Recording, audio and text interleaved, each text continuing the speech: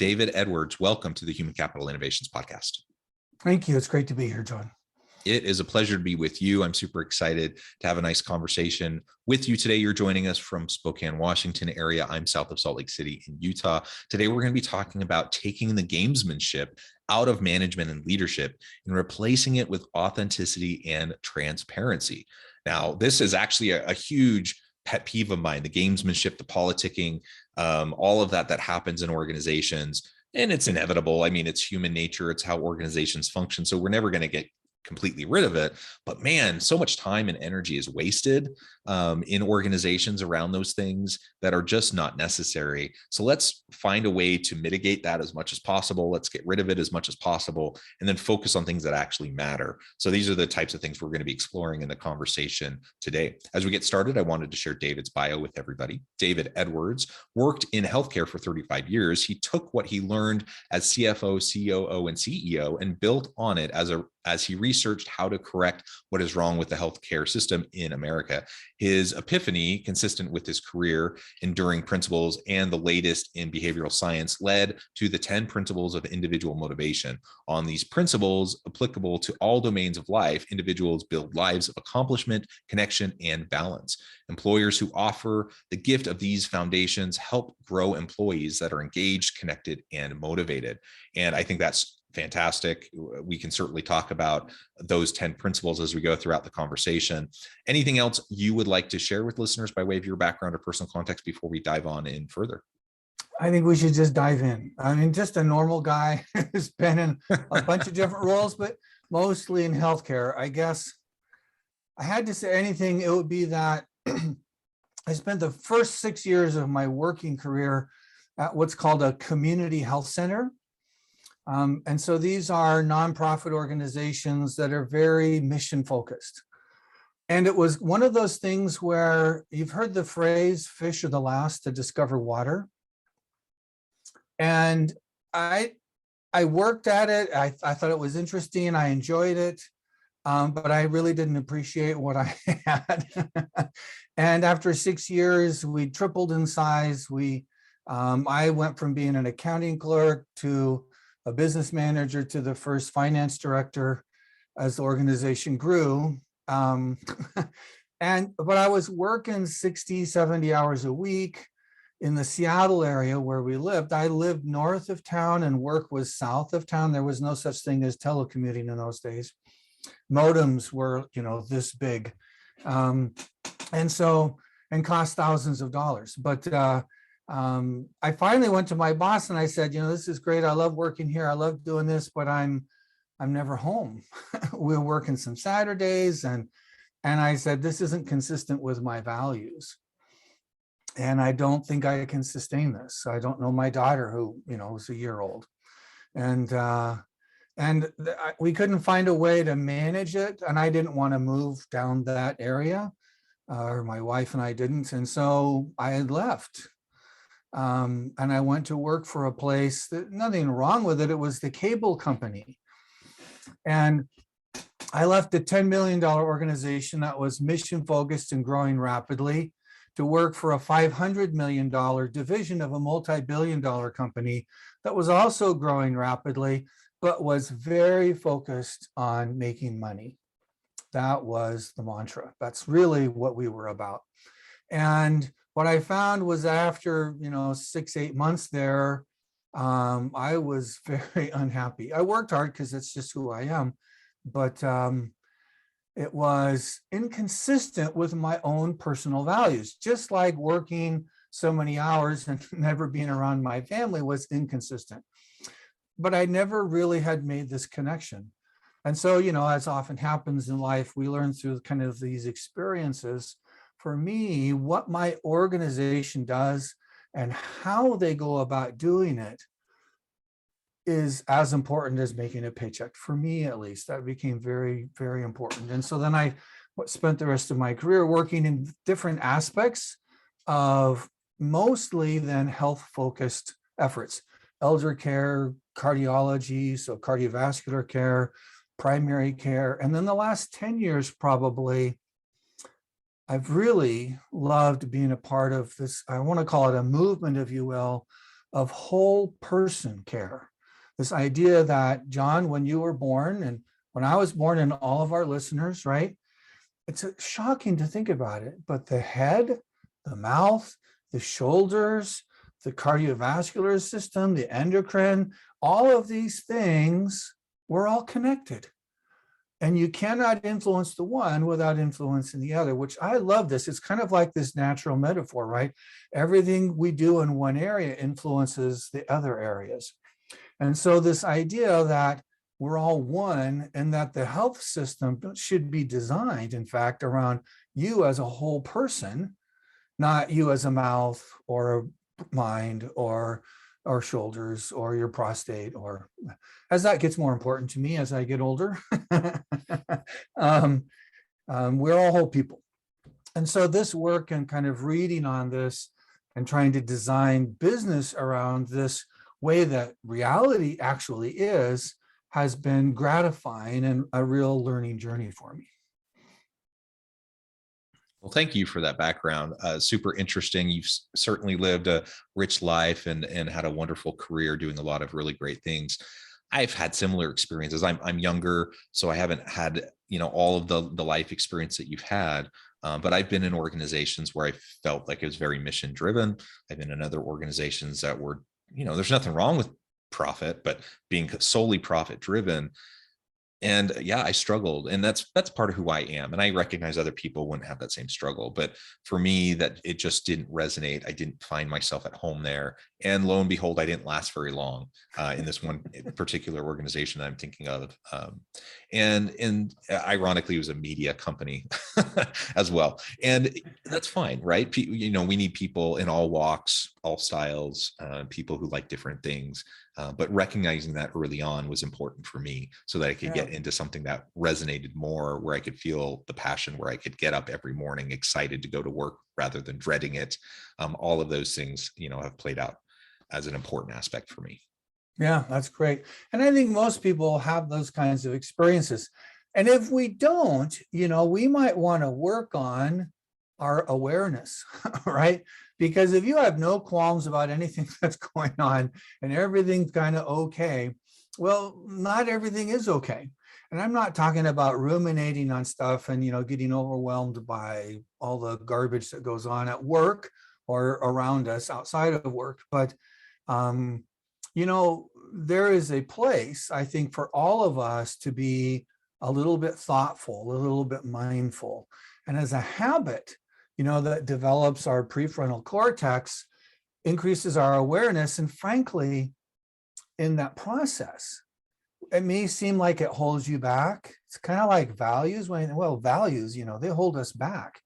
And that's exactly right. They do. But we do that for a reason, right? So it's like being on the freeway. If I'm on the freeway, what is it going through Salt Lake City? Is it 75?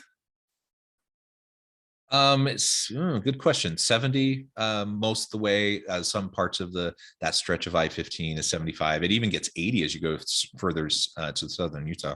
There you go. So on that stretch of freeway, I've driven a few times, not a lot, but a couple of times for various reasons. And I'm pretty sure there are dividers between the lanes of the freeway.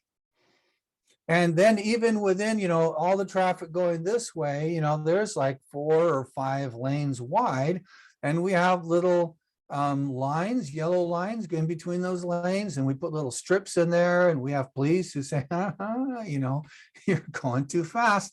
And we volunteered to do all these things. Why? Because they are limitations, right? They do hold us back in a way, but also because they help us to go forward. Right? The idea that somebody's going to veer across the freeway going 70, I think is the speed limit through there. And then I'm going 70 and we're doing like this, and to have no barrier in between us is a little bit creepy. And it should be, because it's very, very dangerous. We've proven that we can actually drive faster, more confidently, more consistently, and more safely if we have those barriers, right? So that's kind of like what values do for us. They provide barriers within which we have volunteered to conduct our lives. And they're really fundamentally important, because without them, it is, anarchy. It's a hodgepodge. It's a mess. It's just a flat out mess. And it feels really good for a while if you're winning, but then somebody else without values comes in and sideswipes you, and it doesn't feel so good all of a sudden. So these values and this kind of sense of awareness are really important. And if we're thinking about organizations, I like to think of organizations as collections of people. Does that make sense? I don't think that there's anything magical or mystical or special.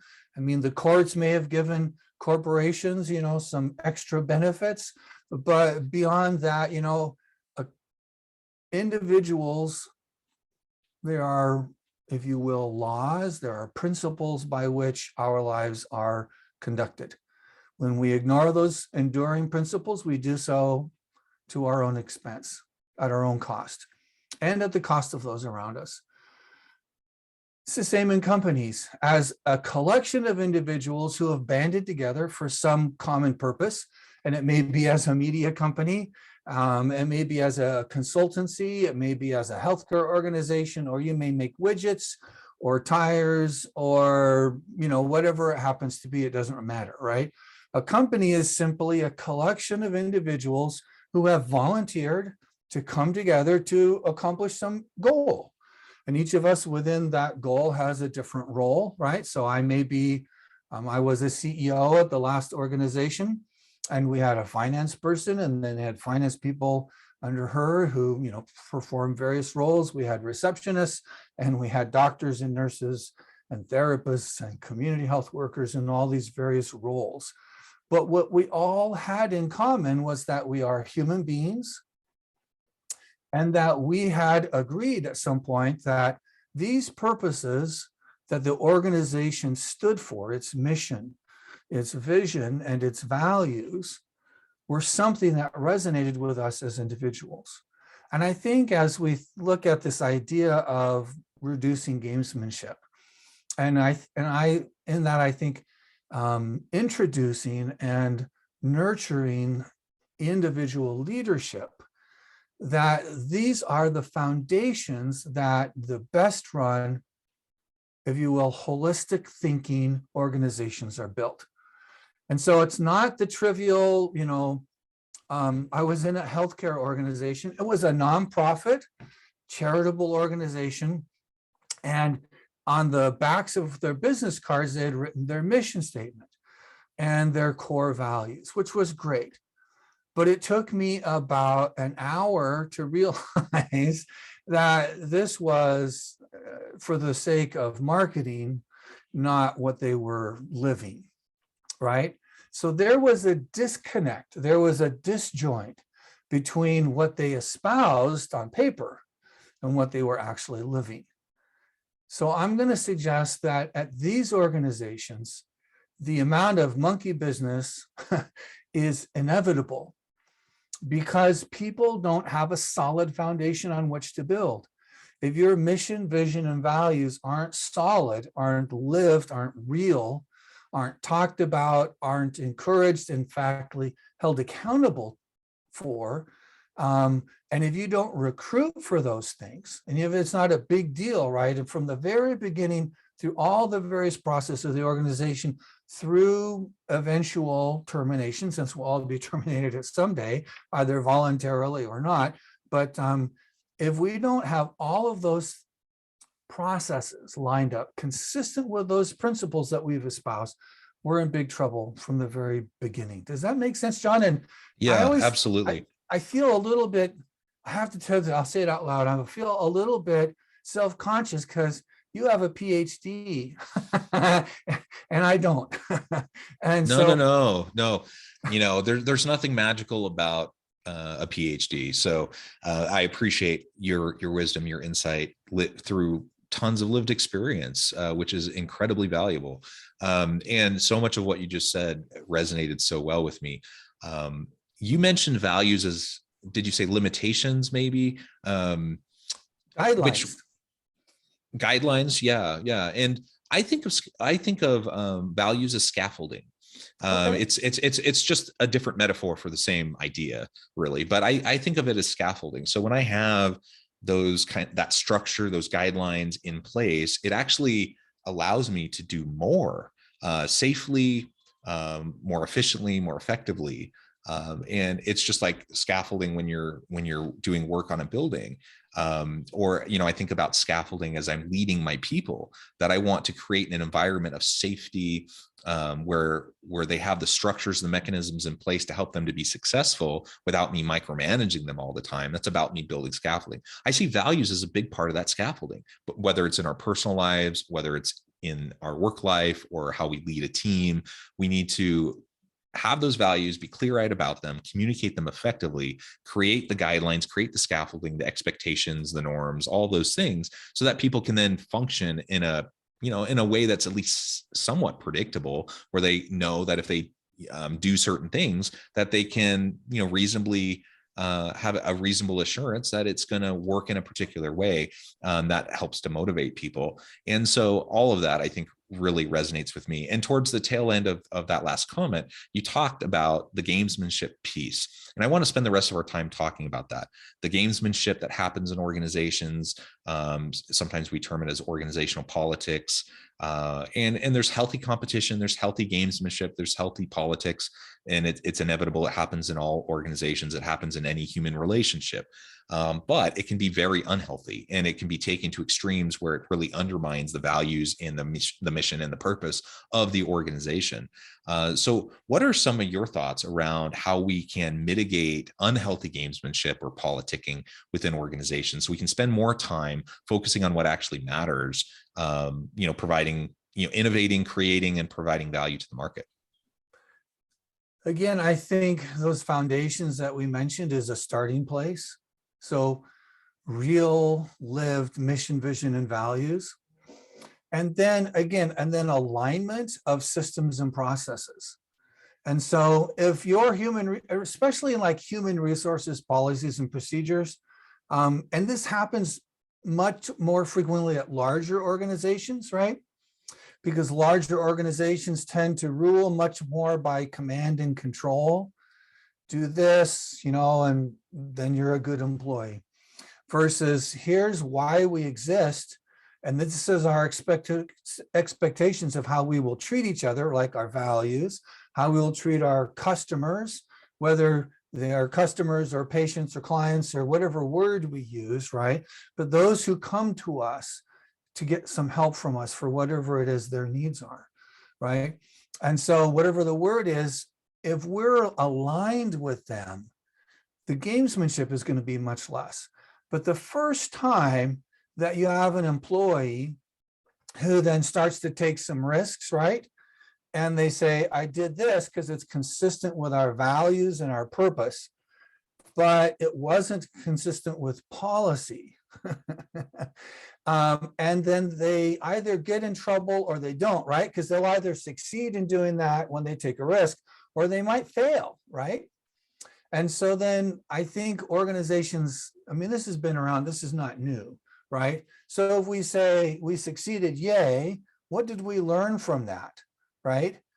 Or we failed, and then instead of saying you failed, you're bad, we say you failed, what can we learn from that, right? So that kind of interaction between human beings pursuing common purposes is going to reduce gamesmanship. Because as soon as the policy and the process and the procedure supersedes mission, vision, and values, people don't know what to do, right? They're going to be perplexed, because what is guiding me now? Well, today it was this, and yesterday it was that. Tomorrow, I don't know which it'll be, maybe this. And so I think these are foundations to reducing gamesmanship. So then how you set up policies and procedures. So I was a CFO, Chief Financial Officer, for 20 years probably in different organizations. And I found something that I just found beautiful. We called it integrated strategic and financial planning. So this is an idea, and I don't know if you see more companies than I do probably, but back 15 years ago when I was first exposed to this, many organizations developed the budget and then they did strategic planning. And what I've come to realize is that, no, that's, as my dear departed father used to say, that is bass backwards. Because the budget is simply A, the primary policy document of the board, and B, the funding of the strategic plan. If it's not, what is it, right? You've got the budget fighting the strategic plan. And, that is a recipe for confusion, monkey business, gamesmanship, and frankly, lack of performance. And so we line up these processes and we do them quickly, right? So no more year-long strategic planning, developing the 5-year plan kind of stuff. 5-year plan is fine, but a 5-year plan or a 3-year plan needs to be revisited like every 6 months probably. But that becomes a very focused top-down, if you will, or bottom-up is what I prefer, process where we check in. And we can go back to that principle of awareness. We say, what are we aware of? Where are things going? I'm not a fan of copying what other people do. I think that's a recipe for followership in our markets, but we have to understand what other people are doing as a piece of that puzzle. That we say, then how are we leading in whatever our field or area is, so that we're kind of hopefully, a step ahead, or people are then trying to follow us, which is a great place to be. And they will. And as soon as you rest on your laurels for 6 months, somebody else will then have surpassed you, because that's the pace of technology today. I'm getting into 57 different areas here. I'm sorry, but so that's great. I was a chief financial officer, a new chief financial officer at a healthcare organization. I was the third CFO in 2 years. So they'd had some challenges. Me, the CEO, and another senior vice president role in operations were a super good fit. And it took us about a year to kind of get in a solid fitting. We reconnected with our mission, our vision, our values. We reconnected with our people. And if I had any single thought that I hope most people would take away, it would be that people are not assets. I have an MBA. Yeah. Assets are things I own. I guarantee you that nobody's going to let you put people on your balance sheet. Right? And yet, even though you don't own people, but we treat them like we do, big problem, red flag, people are not assets. People are the sole source of ongoing value added. At this organization, we had catheterization labs back in the 90s. We had the most advanced catheterization labs in the world. Literally, people from all over the planet would come, fly into little old Spokane, and look at how we'd set up our cath labs and our processes around them. They were digital. Imagine that, right? Instead of saving them on like film, like an old movie, it was saved on a big digital disc like this big, literally this big. But it was the most advanced thing on the planet. We were one of a few in the world that had these. This gave us a technological edge. And we had a little bit of hubris about this, right? And remember Jim Collins' work, How the Mighty Fall. Hubris, this is the very first step towards, demise. And so we were pretty proud of it. But after, we became financially stable, we became innovative, we were growing. And I had this kind of wow moment where I realized after about 2 or 3 years, because you know what? They had new cath labs that were way better than ours now. And I realized that unless I wanted to spend $1.5 million per cath lab on a new lab every other year, technology was not going to be the way that I was going to distinguish our organization. And as I became the chief operating officer, I realized that really people are the source of our value. How we hire, engage, support, nurture I like a natural metaphor because I think that mechanical, industrial metaphor that's all around us that we don't even think about, but it says people are assets and, we'll use them how we will, and we'll lay them off in order to make more money or blah, blah, blah. Any of those kinds of dysfunctional kind of that mechanical model is not going to serve us well, especially in this day of age where transparency is so much more prevalent, right? And so we line up our mission, vision, values. We see people as our source of value adding, and then we treat them as such. We invest in them, we nurture them, we engage with them, we give them that, we look at the sources of motivation in a company. I think Daniel Pink did a great job describing, money, mastery, purpose, and autonomy, right? But in my work, I want us to take it a step further. If I was going to take us to the next level, I would offer, I hope, that anybody listening would offer the gift of a foundation in personal motivation.